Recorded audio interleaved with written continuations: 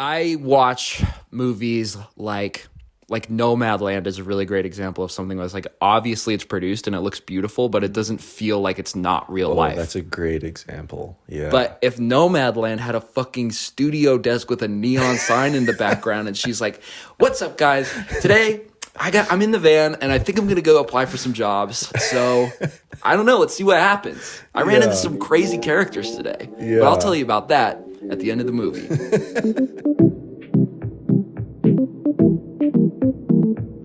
Yeah, welcome back to Friends with Benedicts. Breakfast around the world.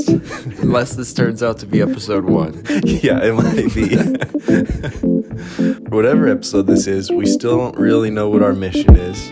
We still don't really know how we're doing this or what the format is. But we're doing it, and that's all that matters. Yeah. Right now, we are doing an impromptu recording at Jake's house. And the only reason I'm even here is because my car broke down. I was supposed to be in Denver for just like a day and a night, and it's turned into a day and a night and a day and a night. And now we're on the next day. Man. Yeah, actually, should I just tell this story because it's pretty good? Yeah, let's hear it. Okay, so the story is I was coming for some other business, was basically trying to avoid Jake while I was out here. But fate had other plans because I parked at a coffee shop. Actually, we met up at a coffee shop, so there's already a plot hole. But True. We parked at a coffee shop, met up for a little bit, talked about potentially recording a podcast somewhere down the road someday. And then when I was leaving the coffee shop, my car started making a horrible noise just out of nowhere. So I went on the Facebook group for my car ownership crew, and they were like, "Oh, there's a really good shop on Larimer Street." And I looked, and it was literally attached to the coffee shop we were at. So I was like, "Oh, sweet." And so I go in and I talk to the guys. I'm like, "Hey, boys, I'm in some big trouble. I need help. I don't know what to do, and I really need to get back as soon as possible back home, which is 4 hours away." And they're like, "Sorry, man, we're like booked out for the rest of the month." And I was like, "Rats." And then they're like, "Well, what's wrong? Like, maybe we can do it. Maybe we can help you like really quick." And I was like, "Well, I don't know what's wrong. My car's making this horrible noise. It's a Toyota Hiace." And he goes, Whoa. Did you say Toyota Hiace?" He's like, "If you have a Japanese van, you can park it right here. You're first in line. No questions asked." That's so amazing. And so I was like really stoked, and I was like, "Oh, sweet. Well, hopefully it's going to be something easy. And it'll just be like, well, now we're on day 3, and I've like derailed their whole schedule." Yeah, well, and didn't they just basically like adopt you as a delivery boy that day? Yeah. Well, they were like, "Well, we need some help with some things. And since you're like kind of stranded, like here's our truck. Like go to this address and pick up this axle and go pick up this part over at this shop."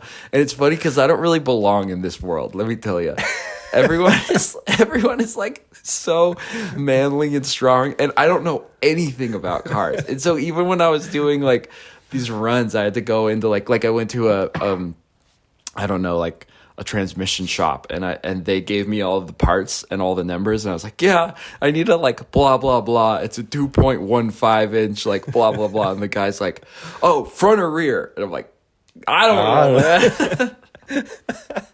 So I got a job. That's awesome. I mean, first of all, I think you know way more than you give yourself credit for, because you've put some work into that thing. But also, I think it's hilarious that I like have lived in Denver essentially my entire life, and I still like no baristas know me at any coffee shop. Like I'm basically an out of towner, and then you show up for 2 days and you like get a job at a car shop and you know all the guys, and you're homies with them, and you're like, "Yeah, I made a bunch of friends today. I got a job delivering car parts." And you've been here for like a day and a half. Dude, yeah, I don't know what the deal is. It was definitely sick, and I'm grateful for it, but I don't really want this job. Yeah. I don't know how to tell them. You just accidentally got forced into a job. Yeah. Man. So that's why I'm here. Yeah, and now you're my accidental roommate, and we fingerboard and watch movies every night. Yeah, we've actually been having kind of the best 16-year-old sleepover vibes ever the last 2 days. It's been awesome. Yeah. It's been good. That's what October's for. October's for sleepovers and movies. Everyone knows that. Everyone knows that. Dude, October's the best month of the year. Agree or disagree? Oh, I disagree, actually. I think the second half of September and the first half of October is the best part of the year. I think late October, except for Halloween, you can rope Halloween into the good part. But like that's like from like the 20th till the 31st is just no man's land. Dude, that's why October's the best, because you start with it being amazing, and then it's this transformation into just like the cold and darkness, and it peaks at Halloween where it's like, well, I guess it's all screwed from here. That's one way to look at it, I suppose. I hate November. November's the worst. November's the worst. Exactly. October's the best month of the year. You peak at Halloween, best day of the year. And then November's trash. Yeah, I suppose that might be right. You got to pick a month. You can't say half of Why? September. That's so arbitrary. I could just say I like these days. I like September 15th until October 15th. Dude, plus October 31st. I'm not beholden to Ben Franklin or whoever it is that made the rules. Who did make the rules? Wasn't it? No, it wasn't the Mayans. God. They got a different. Oh, yeah. God made the calendar. Yeah. I forgot. Yeah. And Jesus' birthday is on December 25th every year. That's right. I'm glad they recorded that historical fact for us. Mm-hmm. Man, now I'm really curious about the calendar, but... Yeah, I don't know, actually. I refuse to Google anything on this podcast. Yeah. That could be a pretty good rule moving forward. If we don't know something, we're not allowed to Google it on the podcast. Yeah, there's no way that could be problematic. We'll just sound like idiots when we don't know something. Okay, as long as we remind people that's the rule every now and then. Yeah. I'm up for it. Yeah. Also, just a quick sidebar. I'd like to point out that both you and I, our jobs are media production. That's what we do. Mm-hmm. And right now, we're recording audio on our phones in your house, which houses all of your film equipment. And my camera's on a cardboard box. Yeah, we're going to have to get a camera peek of that at the end of the show, of the setup. So I don't know what the point there is other than... I think the point there is, I was going to say but I'm kind of a hack. I feel like you have got gear figured out a little better than me, but maybe not. No, I think we both skimp on the essentials. Yeah. My tripod game is weak right now, too. Actually, I just lost my tripod, the one you have. Well, I got the DJI wireless mics, and I can't tell if it's my lack of knowledge or if they just suck, but I haven't been super stoked on them. And I've been recording YouTube videos lately just using my phone like this. And other than pops, it's pretty good. I've been pretty stoked on it as a solution. Yeah. But maybe eventually we'll get our shit together and make this an actual podcast with good audio. But for now, iPhone voice memos. All right. Well, I'm not complaining because this is just what I'm used to at this point. Yeah, we got to start somewhere. Yeah. And That I guess the point is that's justifying the podcast name, which is Friends with Benedicts Origins. Oh, Origins. I like it. Yeah, this is the prequel to the real podcast. Yeah. What's in your notes, guy? Dude, I got all kinds of notes. But there is this app sweeping the nation that's a bit controversial in this household. And I got mixed feelings on it. And by the time we edit this, it'll probably be dead because I don't see it lasting that long. But it's an app called Be Real. Give me your elevator pitch as to why you like it, because I know you kind of are a Be Real stan. I have a very tumultuous relationship with Be Real. Reasons why I like it. I've never been a selfie guy. I never think to just take pictures of myself.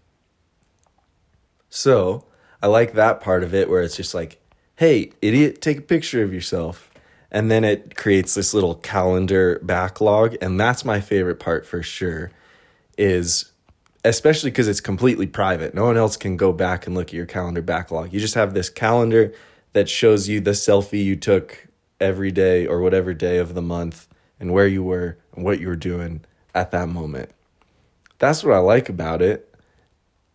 And I got thoughts about what I don't like about it, but I feel like you should start on. Let me tell you why this is the worst thing that's ever happened to me.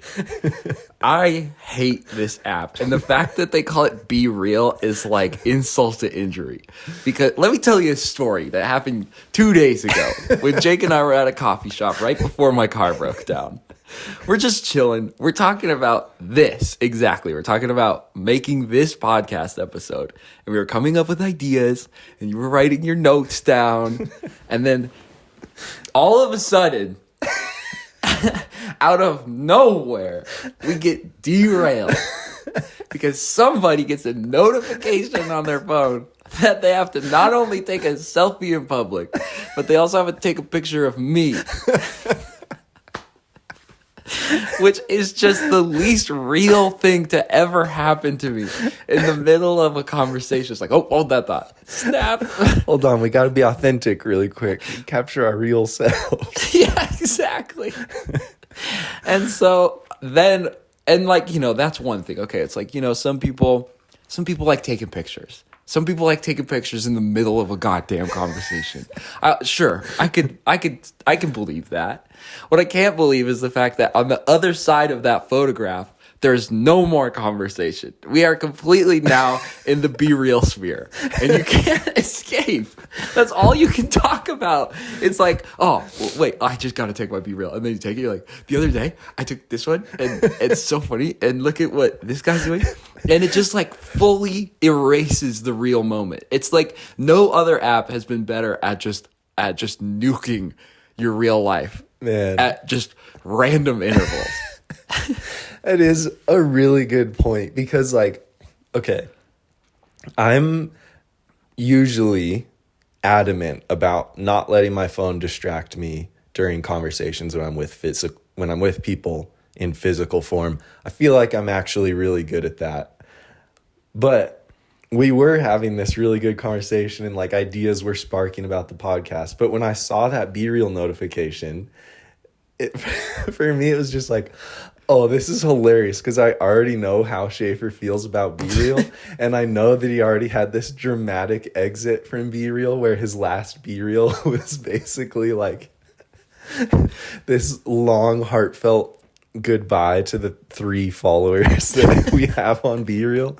And so I basically knew that I had to take it because it was basically just for Alex Simpson and to remind the people that you're still out there. But yeah, the point is I did it jokingly, but then by the time we took the Be Real, I had no idea what we were talking about. I lost all of the good ideas that were on my head. Dude, somehow they like managed to make that notification like the exception to everything. Yeah. Like you were saying, really good about not letting your phone distract you with Be Real. It's like, yeah, well, it's Be Real, and you know it's real.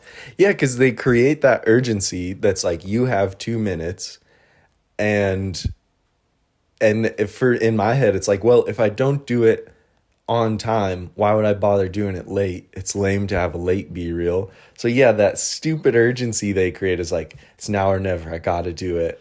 And then that's not even to mention the fact that it doesn't even work. Like the app is horrible. You'll get the notification and you'll open it and it'll say, you're 3 hours late. Yeah. What the heck? They've essentially created the perfect app for overwhelming and crashing servers. Yeah. Like, let's create an app that requires every single user on Earth to use it at the exact same time so that we overwhelm our servers. And not only that, every single user on Earth is uploading a photo at the exact same time. Yeah, it's absolute ludicrousy. But it's like, I also don't wonder, like, what a simple problem to solve. Just spread them out. Give different people different times to post their stupid thing. But also just don't. Yeah, I'm pretty on board with your problems with it. Like if I actually just want a selfie of myself every day and backlogged, I could just do that myself. Yeah. Well, here's the other thing is I think we're all like, I don't know, our generation, dude. We're just kind of stupid. Oh, here we go. You just put the word real or organic in front of something, and we're like, all right, I'll do it. Moving forward, how long do you think Be Real will last? Because currently, they obviously aren't making money anyway. There's no paid features. There's no ads. There's nothing. So Dude, they're I'm obviously monetized just on funded. Yeah. You got your super thanks on Be Real set up? Yeah. Well, actually, right before my dramatic exit from the platform, when I got deplatformed from Be Real, I was trying to do something fun on it, and it didn't work because I was trying to do a murder mystery. I was trying to do a Be Real murder mystery. So what I would get, I don't know if you saw any of these, but I would get the notification, and then I would take a picture of whoever I was with, and then in the comments, I would write how I was a detective trying to solve a murder, and all the people I was with were like characters in this murder mystery. And the comments took me forever. Like I would post the thing, but then my every single one would be real because would be late because I would just be like typing out this story. But then no one cared. And no one was following along, and I was putting so much work into it. I think that's why I got really jaded. Yeah, didn't you have like 3 friends on Be Real at that point? Yeah, no one wanted to know what happened next. That's because everyone was taking their own Be Real and then seeing who commented and liked on their own Be Real. Okay, so that's, I think, my point. It's just like no matter what you do on it, no one really cares. Because I think you're right. I think the big benefit of it is like the calendar backlog. I think that's what most people care about. Yeah. And also just like this fake assumption that anyone gives a shit about what you're doing, which is not true. No one cares. Yeah, that is true. And also, like the one redeeming factor I've liked about it is that the personal aspect of basically every other social media platform is gone because everyone's just trying to make and monetize content. So like Instagram, TikTok, like everyone's just making content, even if they're just a person, you know? Whereas Be Real, it's like, okay, at least this is just a photo of my friend in their life. They're not trying to like use a sound that everyone is using on TikTok and make a joke about it. Like at least it doesn't have that facade. Yeah. So that's redeeming. That's a fair point. But it's still not as good of a solution as just like texting your best friend a photo and be like, look where I'm at. This is sick. Yeah. I mean, all right, let me put it this way. Okay, hit me. This is pretty presumptuous to say on a podcast with no established viewership whatsoever. But if I get 100 requests on Be Real, I'll bring the murder mystery back. Oh, man.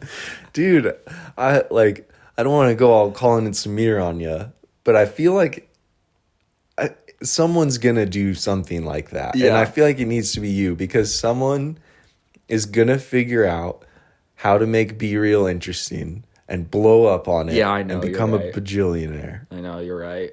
Well, TikTok kind of has the thing now, though. I've never used it, but they have like TikTok Now. Have you seen that? Oh, yeah. I don't know what that's about. God, it's just, it's a continuation of, it's the Instagram effect where now everyone's just copying everyone else's features and not staying themselves. Yeah.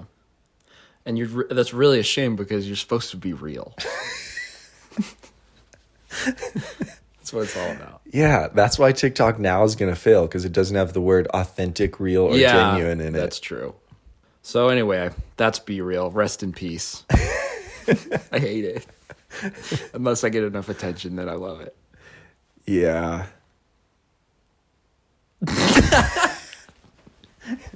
That's also going to be another theme on this podcast is maybe like my brain is broken or something, but a lot of times I just need time to buffer because I can't multitask. I'm trying to think of what's next after Be Real, but I can't stay focused on what we're actually talking about, so my mind will just freeze up and I'll stare into the void for a couple seconds. I don't know if that's true. I think maybe it's more just like we have such good things to say about things that we really reach the end of a topic. Like I think we just said everything you could possibly say about Be Real. And then you also got to have a moment afterwards to just be like, we did it. That was, yeah, exactly. We did it. God damn it, we did it. Guess that means it's time for the notebook again. The notes are back. I'm going to need a better way to look at this thing.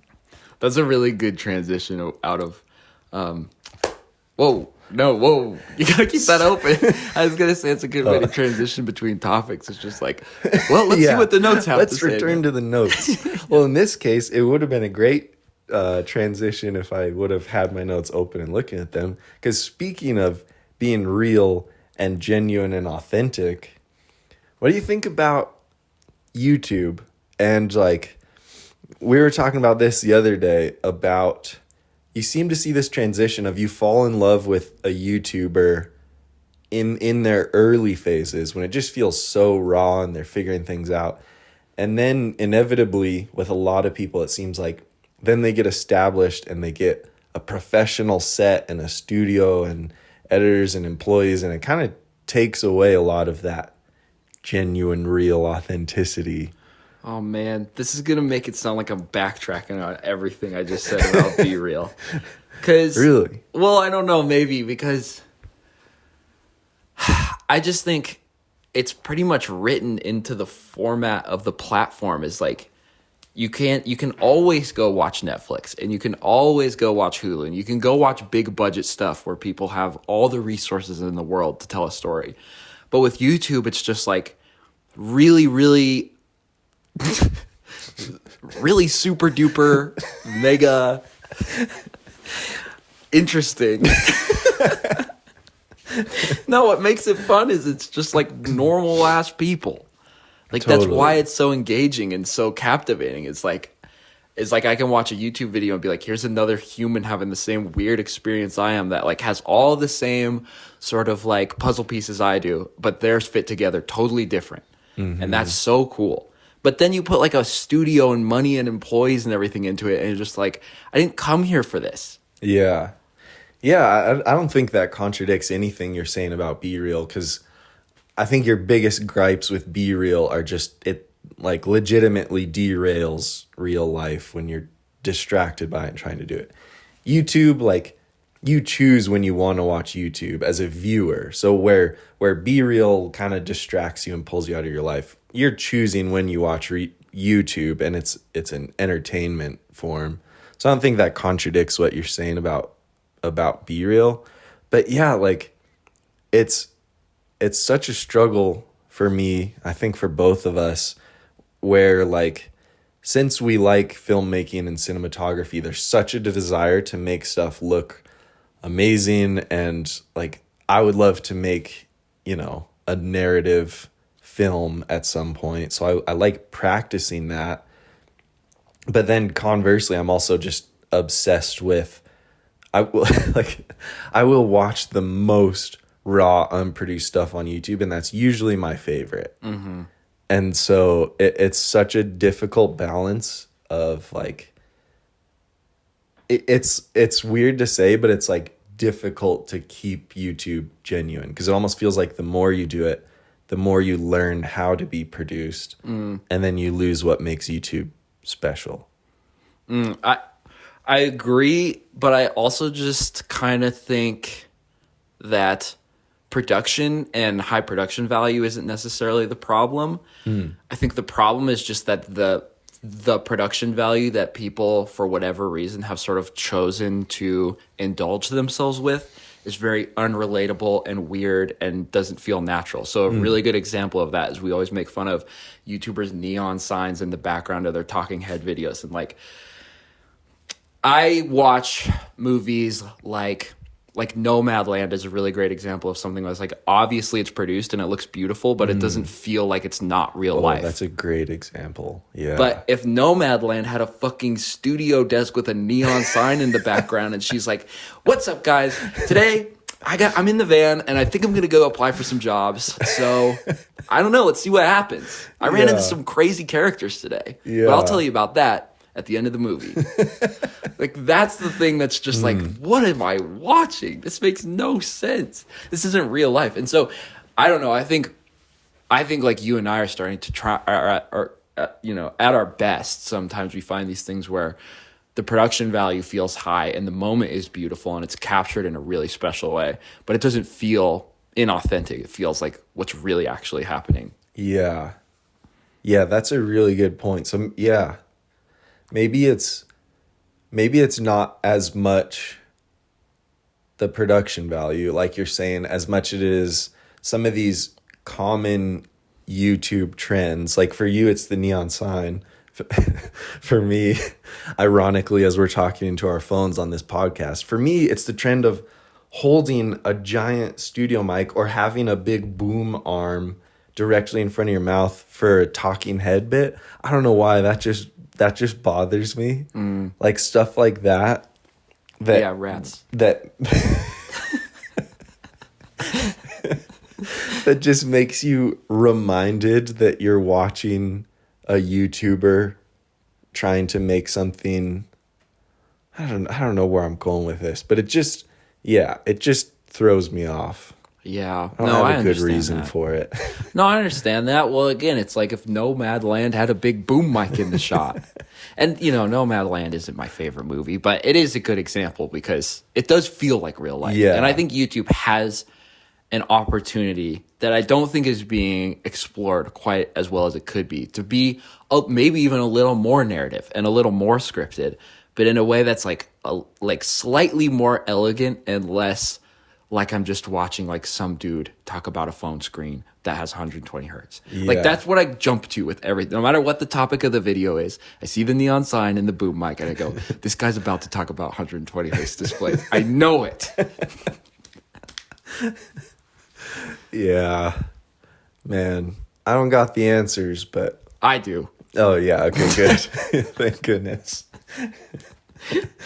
Gosh, yeah, and I say all this stuff knowing that, like, I have made and will continue to make these exact mistakes because YouTube is just so hard. I've never done anything more difficult in my life than trying to run and maintain a YouTube channel because there's so many things like that just like, as your audience changes, it changes how you think about your videos and it changes how you make them, even though you just want to keep making what you want to make. And then you start seeing what everyone else is doing and wonder if that's what you need to be doing. And it's just hard, man. It is hard. And there's a whole nother like level to it. Like if you're talking about traditional movies and media and all that sort of thing, it's like those are the product. You know what I mean? Like when you watch a movie, the movie is the product. But on YouTube, that's not sustainable. The video can't be the product always. Like on the channel, some of the videos have to sell a product too in order for you to keep doing it. Yeah. And so that adds a whole nother layer and a dynamic that is not helped by the fact that a YouTube channel is such a personal thing. So you're balancing like one of the most personal things that you have, like this creative expression, and then you got to sell a Squarespace ad in the middle of it. And that's a difficult thing to do elegantly. Yeah. Man, seriously, because I have wrestled with in the beginning being like, oh, okay, then like anything I advertise on my channel should only be something I actually use and love and care about so I can give it this authentic, heartfelt ad read. And now I think I'm switching to the other side of, no, I'd much rather do it like these podcast ad reads you hear where it's just a hard cut and it's like, this is brought to you by this, blah, blah, blah. And there's no like emotion or personal investment in it. It's just an ad read. Yeah. Like I feel like I'm completely switching to where now I'd much rather just hear an ad read and not hear the YouTuber be like, I genuinely love this and use this and believe in it. Yeah. I don't know if I'm always going to stay in that stance, but that's how I feel currently.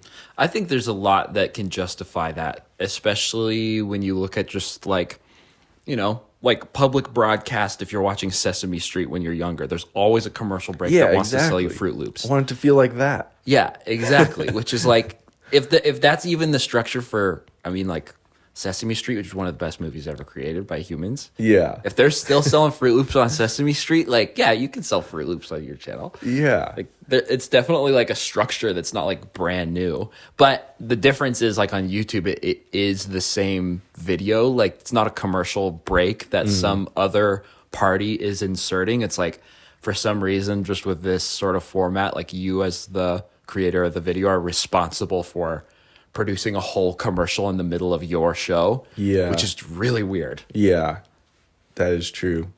It is weird. And some people have done a good job at separating themselves from it. Like remember when Mango Street used to do their ad breaks? Did you ever watch them? No, explain them. They basically felt like an ad break because they would have a hard cut in their video that said, like, excuse us while we pay some bills. And then they had literally like a commercial, like for their Squarespace ad. It was them getting married to Squarespace on like an ocean cliff or something. And then it ended and it cut back to the video. And it felt so good and separated where it was still them, but it was so obviously just not a part of the video. Yeah. And then it went back to the video and it was awesome. Yeah.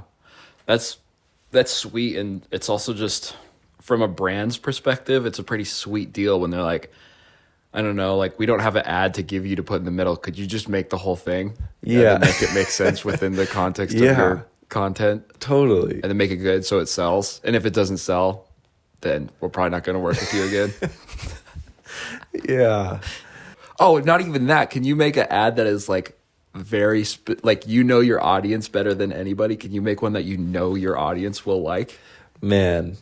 Yeah, seriously. And can you basically put your own reputation on the line and worry about not bumming out your audience because you advertised something? Yeah. What's on my channel, I haven't gotten to the point of doing like this stuff yet, really. But for you, what's your biggest sponsored video success story? Ooh. And what's your biggest sponsor video failure? Yeah. I'll start with the biggest failure so I can end on a more fun note. Yeah.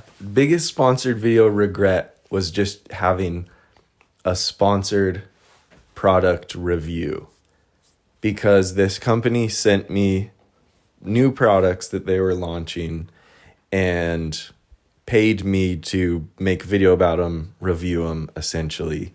And this this unnamed brand's camera clip had a very poor design to where if you forgot to flip a lock switch on it, it would just drop your camera off a cliff. So I was paid to review this camera clip that caused me to drop my camera off a cliff, break my Canon L series 24-105 lens to bits. Thankfully, my Canon 80D was fine, but the lens, which was worth more money, was not fine. Was it worth more money than what they were paying you to say good Yeah, things about absolutely. the stupid clip? Because that was probably one of my first, if not the first, sponsored videos I ever did. And so, yeah, at that point, it was just like, this sucks. This is not worth it. I'm not getting paid enough to even replace my lens. So I never replaced that lens. And yeah, it just like, I mean, it was a messy learning process for sure. Because I still fumbled through it and made the video and like, you know, tried to say what I liked about the things. But it just ended up not feeling good because it was like, I can't fully be honest because this is a paid sponsored video. So yeah, it was an error on my part, but it was a lesson learned to not take money to make a video about a product. Interesting. Like a review. That's interesting because I think that's a really big genre of sponsored videos within our sort of sphere. So do you think you would never do that again? Well, I think Jesse Driftwood is an awesome example of doing it right. Because he tends to be that. Yeah, he tends to be basically just the North Star for all of us. That's so true. Because he'll take a camera and do the sponsored video of it and just like, he says it so clearly, this is a sponsored video. I'm just going to tell you about the features of it, blah, blah, blah. Goes through, tells you the features, tells you kind of the main advertising points that the company wants you to know. And then later, like months down the road, after he's used the thing for a while, he'll just do an unsponsored, on his own thoughts on the product, and then he tells you the good and the bad after he's used it for an extended period. Because that's the other problem is they send it to you, you use it for a week or two, and then you have to make a video. So he's doing it right. Maybe. What a generous thing to do. It would be so easy to just be done with it. Mm-hmm. But instead coming back and being like... Yeah, totally. So yeah, that's the right way to do it for sure. And maybe I'll do that in the future, but mostly I just don't. I hate gear reviews, doing them myself, so I'll probably never do one again. Yeah. What if for ad stuff you just hired another guy?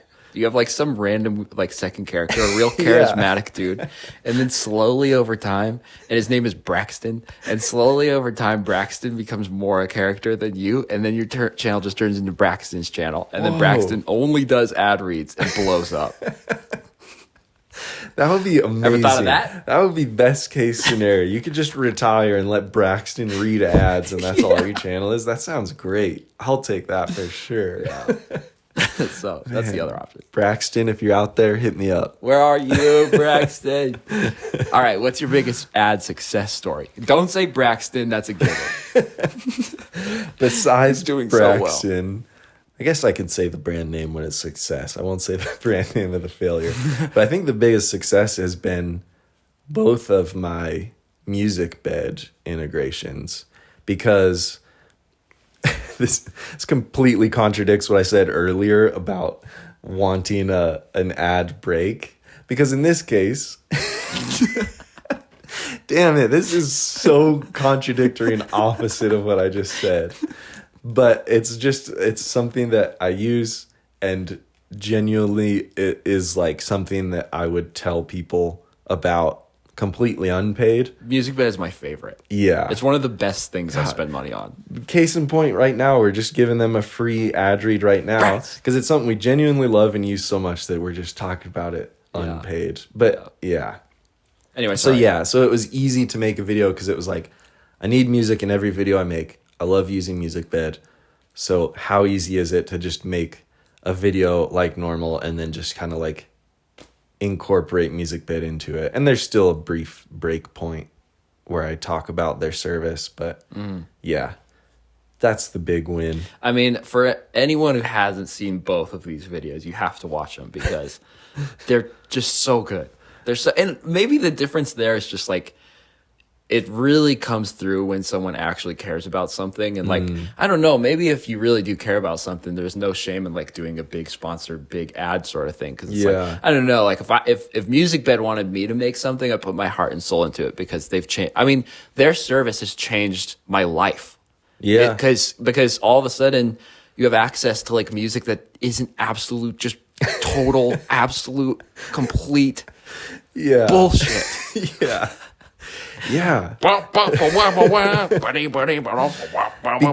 Sorry, Peter McKinnon. Those are the worst songs. Yeah.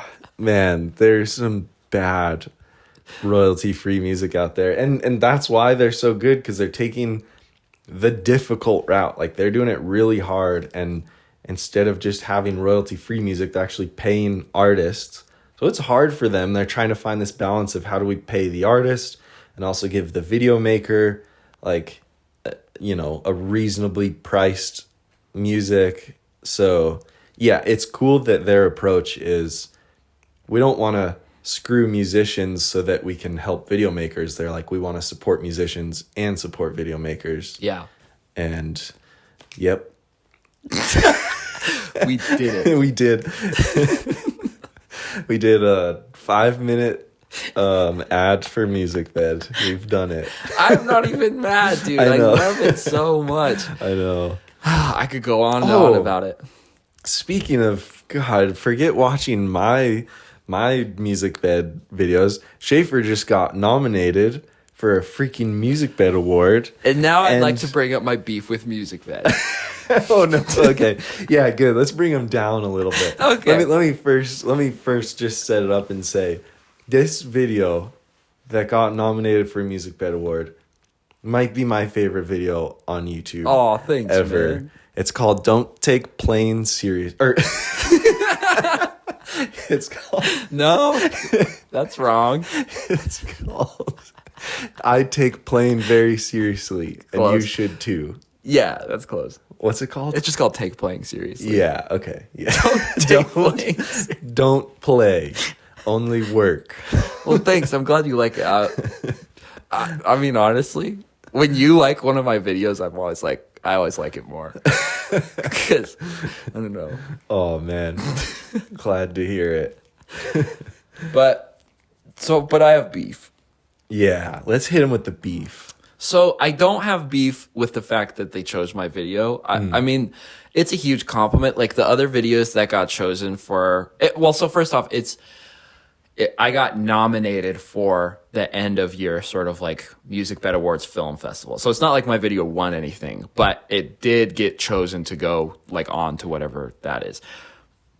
So it's really, really cool because it was in a pile of really great videos. Like there was a Nike ad that was also nominated. So it's like the caliber of work that I was like put alongside did not feel natural. Like it definitely felt like a huge, huge, huge compliment. So I'm really stoked on that. But in all of the advertising for this Musicbed Awards thing, they have all of this, like literally, if you look, every single like ad or whatever, like copy they have says, like, get seen by millions. Seen by millions, yeah. And like the whole industry, like all this sort of thing. They use all of these like hyper the exposure you'll get will be out of control. Yeah, it's insane. Just like the way it's sort of written is, I mean, it's just so over the top. The get seen by millions thing is especially because even if everybody that's ever used Musicbed in the history of time watched your video, I don't think it would be millions. Yeah. Which I hate to say. It's really hard to manufacture that.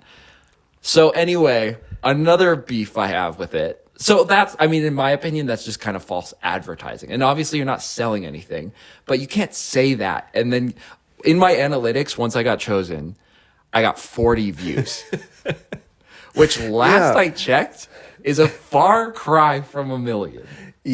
Yeah. I know. And I'm so curious why they said that. Like if they actually expected them posting to Instagram that people just flock to these films, or if they're hoping to build momentum where this becomes a legitimate film festival, in which case maybe thousands of people will see it if it was at like a big film festival level. Yeah, exactly. I just don't know where that number. It's pretty poor copywriting, basically. Right? And I have grace for it. Like it's super cool they're doing this in the first place, and I definitely don't want to be the guy to like shut it down or have anything super bad to say about it. So whatever, poor copywriting, that's one thing. But then the other thing that is that when they shared all the videos, they posted stories, and they had like a link to the video in each of the stories. And so they posted mine, put the link in it, and then I shared it on my thing, right? They put the wrong link to the wrong video in my shared video. And so of those, like I said, I got 40 views out of the deal. I probably would have gotten more, but a bunch of them went to some other video. Oh my God. But then it's like, I don't know if you've noticed this. You haven't posted Instagram for forever, but sometimes you'll post an Instagram story, and I don't know if it hits like an algorithm or something, but sometimes I'll post a story and it'll get way more views than I have followers, just really randomly. Whoa. So that was happening when I shared the first time they posted it. I have like 2,000 something followers. It had like 3,000 views. The story did. Then, and this isn't Musicbed attention. This has happened to me before, where sometimes like you'll post. I think it's like if a bunch of people like it gets pushed up, and I don't know. It doesn't matter. But so anyway, then I had to take it down because the link was wrong. They reposted it with the right link, and I shared that one, and that one got like 200 views. Oh yeah. So they just screwed me so bad on accident. But it's also like, all right, I'm not getting seen by millions in the first place. I'm getting seen by max 250. And that got cut in half to 40 because they couldn't put the link on my story, right? Yeah. Yeah. Well, and like, I don't know. Like, obviously, it sounds like they're really early in this Musicbed Awards thing, because I love Musicbed. I'm an ambassador for Musicbed. I follow Musicbed everywhere. And I had no idea what it was or even was a thing until I saw your story, which again, it makes sense because they're just getting it started, and obviously user shares is how word would spread. But hopefully it turns into something cool, because currently, like, I just don't understand how the films would kind of get viewed and how it would feel like this award film fest thing. Yeah, I think they're basically trying to create their own version of the Vimeo staff picks thing, because even though I know for you're not a big Vimeo guy, but Used to be. yeah, Vimeo is still very much alive and kicking. It's not like something you go to watch videos. It's more of just like, you upload it to share with clients. You can make edits on it. It's like very much like an industry sharing platform now than anything. Mm-hmm. But there are still the Vimeo staff picks, which still, if you get a Vimeo staff pick, like, it's a big deal. You have way better chance of getting into bigger film festivals. Yeah. You have, I mean, literally it is what Musicbed kind of, you don't, still with Vimeo, you don't get millions of views or anything, but you do get exposed to like the proper greater industry. And a Vimeo staff pick still is a highly illustrious thing to receive. Yeah. And I think they're trying to create their own version of that, which I think is a really good idea, because I think they're positioned well within the industry to, like, their opinion should matter. Yeah. And so I think they're building that. But you can't come out the gate saying you're getting exposed to millions of people and then put the wrong link in the story. That's not a great start. Yeah. Yeah, that's a great point, because Vimeo staff picks for me is something where it's just like, when I'm getting sick of my algorithm where it's just giving me the same stuff over and over, and I'm like, man, I just need something different. Like, I need something to switch it up for me. I'll go to something like, all right, maybe I'll check out a Vimeo staff pick or whatever. Like, that's so nice having places like that are this curated list of inspiring things that aren't just algorithmically fed to you. Yeah. So yeah, I mean, that's a sick point. I would love to have that basically in the toolbox of like, man, I need to be inspired. Let me go see what the Musicbed picks are. Yeah, exactly. And while we're talking about things we like, whoever these people are at Vimeo who are finding these videos on their platform are just like wizards, because I've never seen a Vimeo staff pick and it hasn't at least made me think differently about something. Like, they're so good at what they do. It's absurd. And then the other people who are really good at that it's a website called Directors Library, and they're a very similar sort of deal. Like, they are just super plugged in on really talented filmmakers, and they just share all genres. Like, they'll share movies, they'll share commercials, just like YouTube videos. They share all this stuff, and they're all so good. And those people are doing the Lord's work. Because they are, like you're saying, they're like really going outside of the algorithmic sort of technique of finding quality. And they're saying, like, this is something that's actually going to affect you or change you. And that's cool. Man, that's so cool. And it's such a reminder for me that, especially in today's society,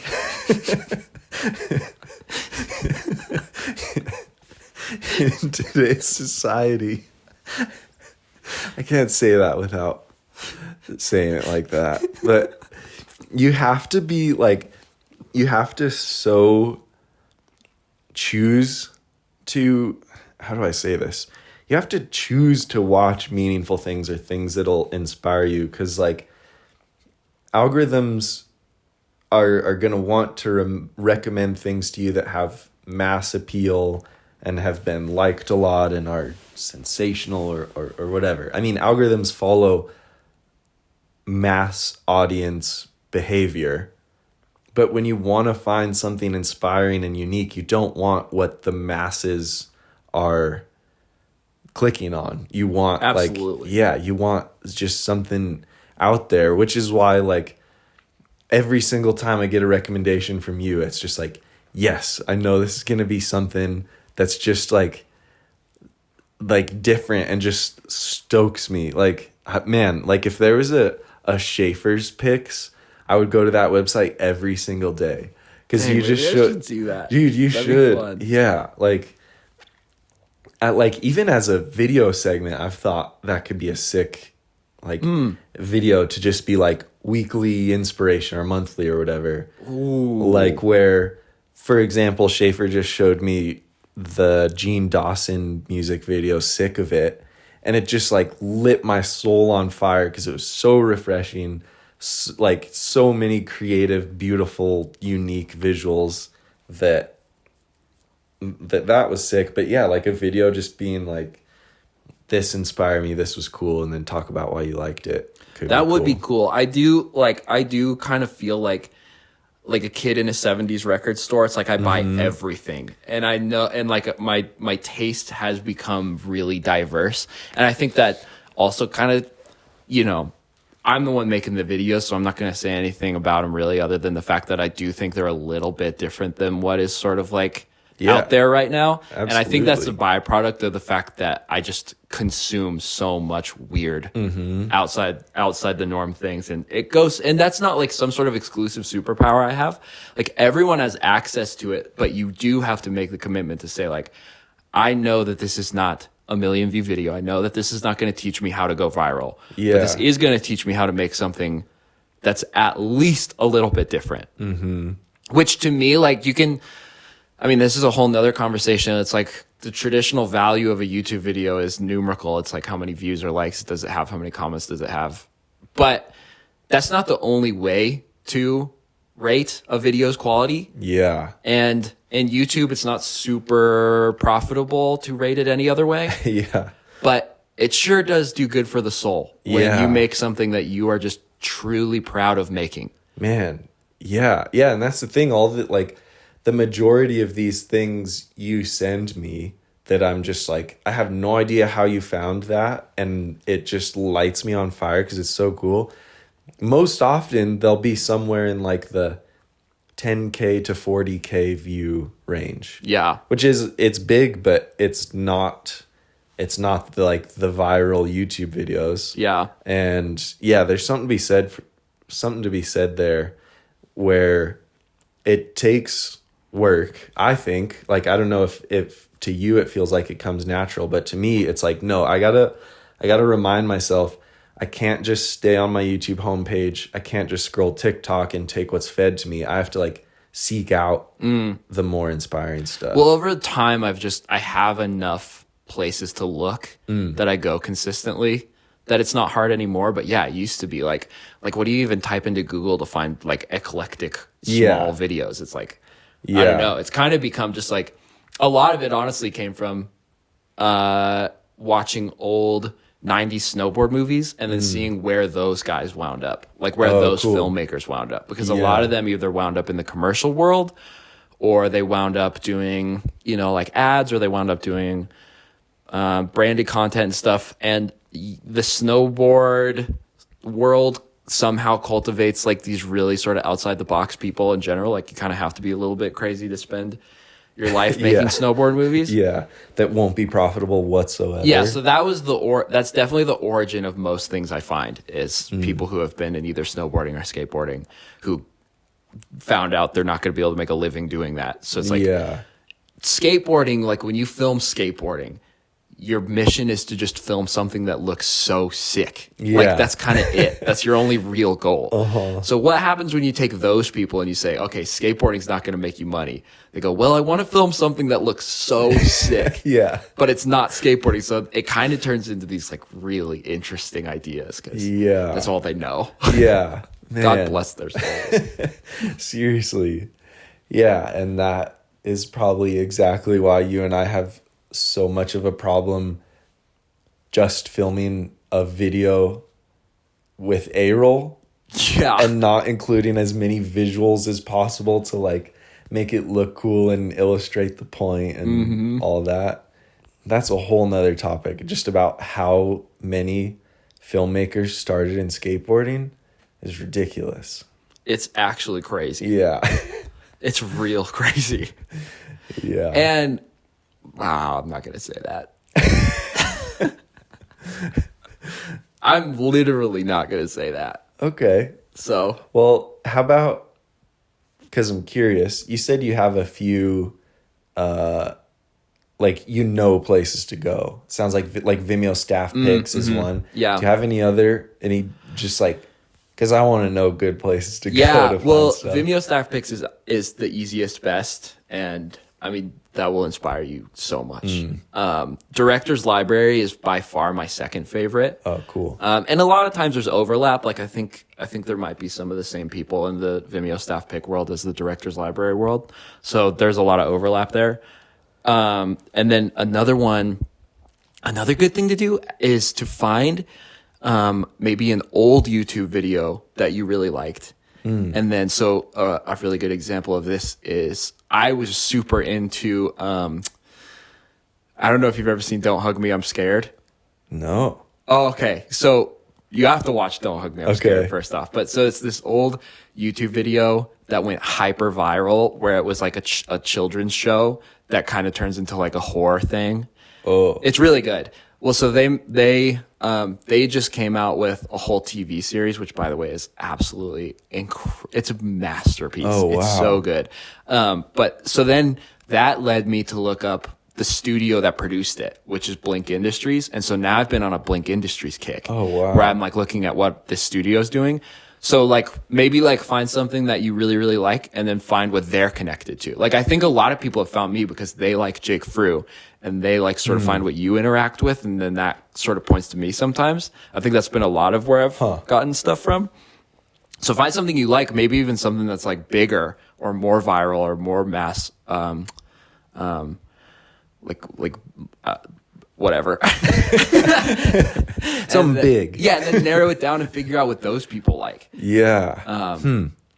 Julian Smith is another really good example. Like, Julian Smith was huge back in OG YouTube days, and then like I went on a whole bender trying to figure out what he's been up to, which introduced me to a bunch of filmmakers I'd never heard of before.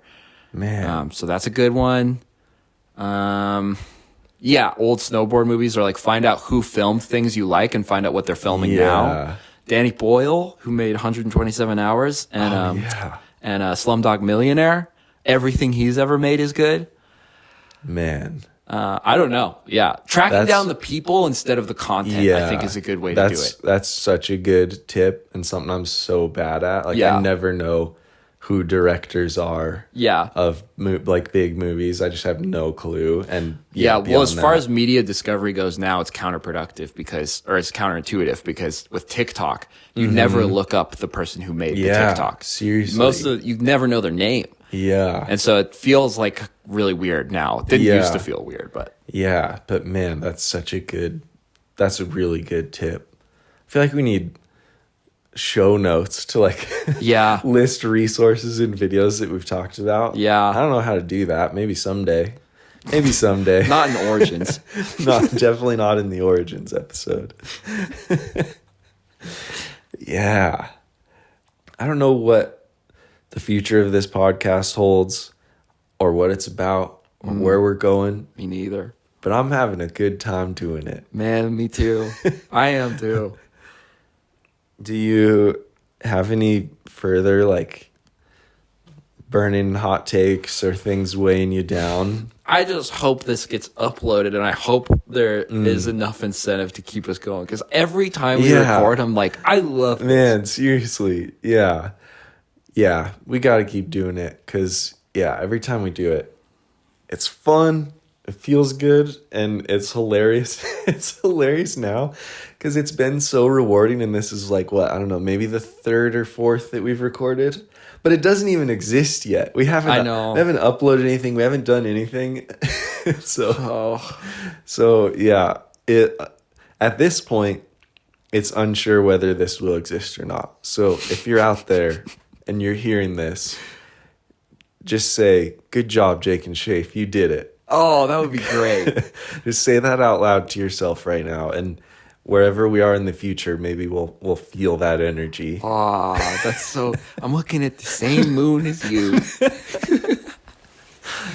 I have one more thing I want to talk about. Oh, okay. Hopefully this is a quick one. But you are currently in the middle of making a video about not being able to finish videos. Essentially, right? Or like how to... Basically, what's the title? Yeah, the title is something like best tips to never create again or something like that. Which is amazing. And I think you can look at both of our channels right now and see a huge upload gap, and then you can look back and see huge upload gaps. Yeah. in the spirit of hopefully uploading some of these podcast episodes, just like, I don't know, maybe a super quick discussion on like why is it so hard? Why is it so hard? Yeah. There's like, man, there's really simple, easy answers to that question, and there's really deep, like personal, I don't even know how to call it, like childhood trauma reasons. There's so many different reasons. I mean, the easiest baseline one for me is just perfectionism. Like that's been a theme through my whole life, and some of that's tied to childhood trauma, and maybe some of that's just personality, I don't know. But yeah, I mean, for me, that's probably the biggest. Like I have such a hard time making something that, it's really difficult for me to post something that I know in my head could be better. And that's going to be the case with everything I ever make could be better. Yeah. And so it's so hard to just be like, it's good enough. Do it. Yeah. But I mean, that's a scary thing too, though, because then it feels like when you have the upload gap, then the next thing you upload has to be exactly the banger. Yeah. The longer you're away, the more you're like, well, now it's been 100 days since I've posted. So this video better be worthy of 100 days worth of work. Yeah. It doesn't matter that you and I made 54 videos for a brand in that gap. Yeah. It still feels like I haven't been on YouTube in a long time. This better be a banger when I return. Yeah. And yeah, I don't know. We have this conversation so often because I love just like the most low effort YouTube videos. I love watching them so much, but then it's so hard to bring myself to just do the same thing. Yeah. That I love watching. What would you say to this person? Because like this has been in the past, like what I've sort of like seen as an outsider, right? It's like you see someone who has the skill and the talent and the ability to tell a cohesive story, and it's not this overwhelming learning process that seems impossible. Like you've passed the threshold of the point where it's like, you know how to do it. That's not the hard part. And you know that when you post whatever you make, there's enough people who have been consistently along for the ride that you'll probably at least get 10K views, which is epic. So why wouldn't you just post all the time? You know what I mean? Like I felt that back in the day when Instagram was cool, I felt the same thing. Like there would be people who get like 800 likes on an Instagram post. I'd be like, man, if I got that, I'd post all the time. Yeah. So what would you say to the person who's like, well, you have the audience. No one really cares what you upload. So why don't you just upload? I would say YouTube is, man, I have 100 answers I could say to that. I mean, okay. Like I said earlier, there's easy, shallow answers, and there's really deep psychological answers. And I think maybe the easier answer to that question is, for me, weirdly, as your audience grows and you'll get a larger base of views, that makes it scarier for me. That for sure makes it scarier. Like thinking back to when I was first making YouTube videos and I was like maybe 40 people will see this. It was just like so fun and dumb, and it was just experimental and seeing what making videos was like. Whereas now there's this self-imposed pressure of like there's an expectation and there's a baseline quality I've got to hit, and I want to be improving on my previous videos, so it's got to be better than any one of my videos has ever been before. Yeah. So there's all of those pressures. Like it's scary when you have a bigger base. Because I don't want to like let down expectations. But I think then for me, the deeper answer is like, for me, posting YouTube is way more of an internal battle than anything. Like, I don't know if I don't know if most YouTubers or other YouTubers just love themselves so much that they can edit footage of themselves and not have it weigh on them. But I know you and I, it is a massive internal battle to watch yourself talking on camera and not just be like, oh my God, I hate you. Fuck you. Stop saying that. You're the worst. You sound like an idiot. Like, and that's what I'm saying. It's this deep psychological battle because it's such a lesson in like your internal dialogue and learning to not talk shit to yourself. And like, it's a really difficult lesson in self-love. And yeah, that's the deep answer. Gosh, that deep. That was kind of what I was hoping you were gonna get to, because that deep answer can completely flip flop too. Because the same way we were talking about the production studio thing, where it's like after a while, like the budget gets so high it stops being relatable. It's a tightrope on both sides of the way that you see yourself. It's like on one hand, if you're so insecure about being on camera or it's such a hard thing to get yourself to do, then it'll just feel uncomfortable. Like as a viewer, you'll just feel like this is really uncomfortable. Yeah. And then the flip side of that is then once you go into David Dobrik zone and you're like the man and like you could edit footage of yourself all day and like everything you say is like God's gift to the planet, then it's like that becomes unbearably obnoxious. Yeah. And so then there's like this thing where it's like, well, I love doing this. I love making videos, and the way things are right now is the easiest, most available person to make videos about is usually myself. Yeah. I don't have people that don't have jobs that I can film all the time. So I love making videos. I'm not going to stop making videos. I'm the most attainable character. How do I tell the story of this character authentically? And make the character like relatable and easy to listen to.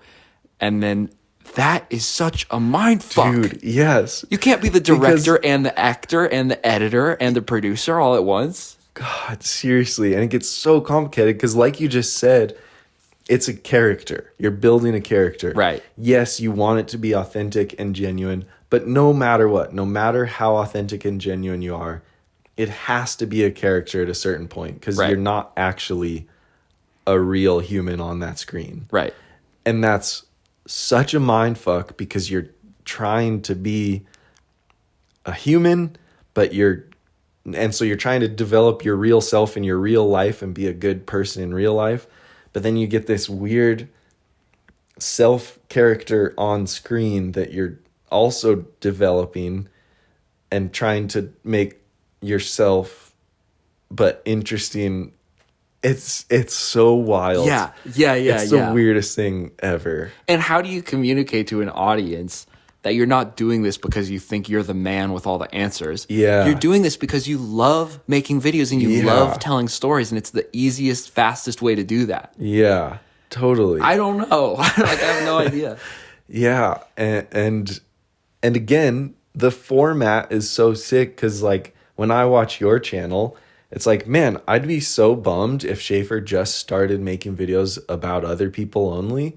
That'd be such a bummer because then it would lose exactly what I love about YouTube, which is getting this little window into the character that I'm watching. Yeah. So it's so strange because it feels so difficult to do on your own and feel not gross about making videos about yourself. Yeah. But then when you watch someone else, it's like, man, I'm so glad Shaffer makes videos with himself as the character and I get to learn about what he's thinking and what he cares about. And it's so beautiful, but it's so difficult to do. Yeah, I feel the same way about your videos because we're the same person. And it's fun to know someone really personally that has the same struggle with it, because when I watch your videos I feel like I also have this like deeper window into it where it's like we've had these conversations so many times. I know how you feel about recording every shot. And it's almost like the most comforting thing ever to be like, man, I know both Jake and I aren't in this because we want to be famous. I know both of us just really truly love doing this,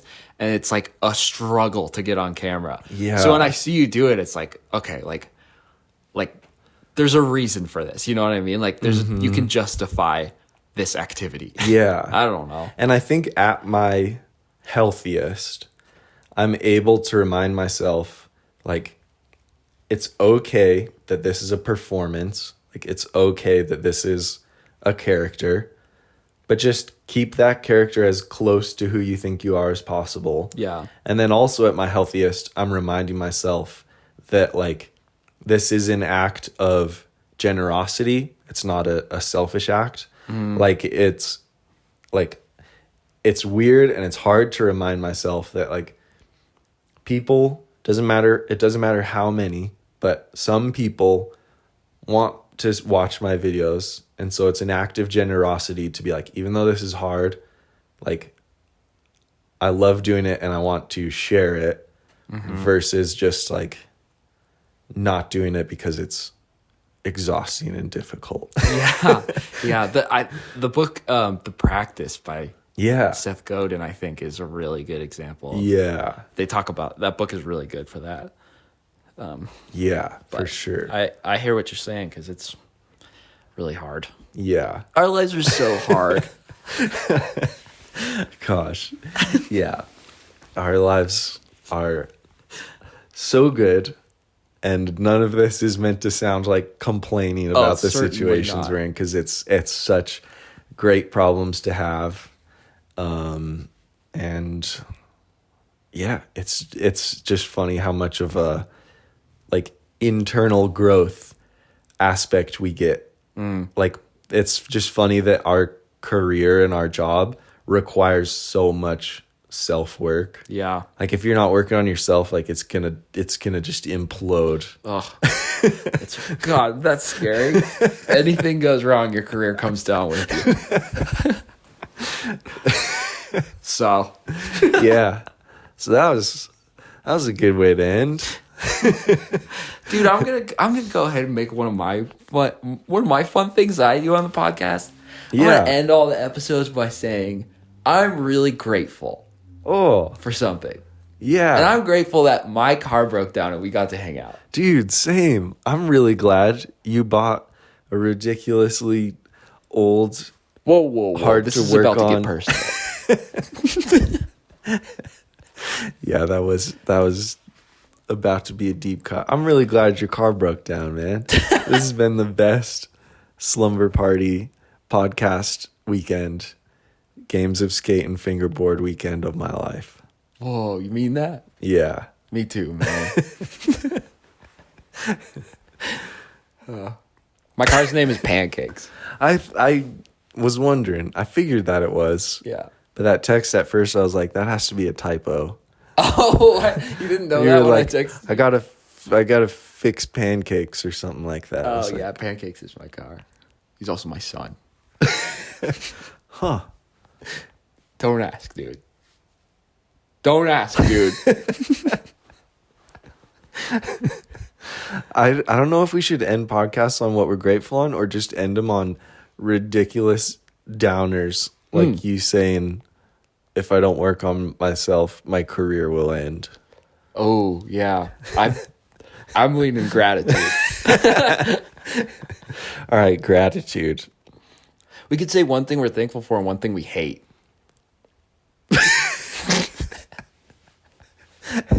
Yeah. I like that. All right. So I already said my gratitude thing. You Oh, already okay. said yours. Yeah. My gratitude was also So yes. same thing, yeah. What do you hate? I hate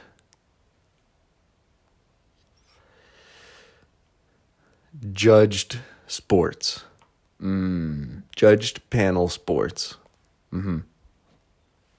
I don't hate it that much. I'm kind of... Well, you gotta stick to your guns. I got I said it out loud. I was like, I don't feel that mad about it. I just had to test the waters because we were just talking about that yesterday, and I had to see how I feel I about it. hate child sex trafficking. Wow, yeah, that's a way better thing to hate. See, I had an immediate visceral reaction. That's what I'm talking about. All right, so we got judged sports. I hate Vladimir Putin. All right. All right. Thanks for sticking around for Friends with Benedicts. Episode possibly 1 Origins. or 5. Origins. Yeah. Check the show notes for all the good stuff we talked about. Subscribe to wherever you're listening. Mm-hmm. I don't even know how to post podcasts yet. I don't either. Dude, just like how do you upload to Spotify? I literally don't know. I literally don't know how podcasts work. I don't know where we upload this other than YouTube. I know this will be on YouTube. Yeah. Other than that, I hope it's somewhere. Yeah. If you're listening to this anywhere but YouTube, just to yourself right now, out loud say, "Good job, Jake and Shaffer. You did it."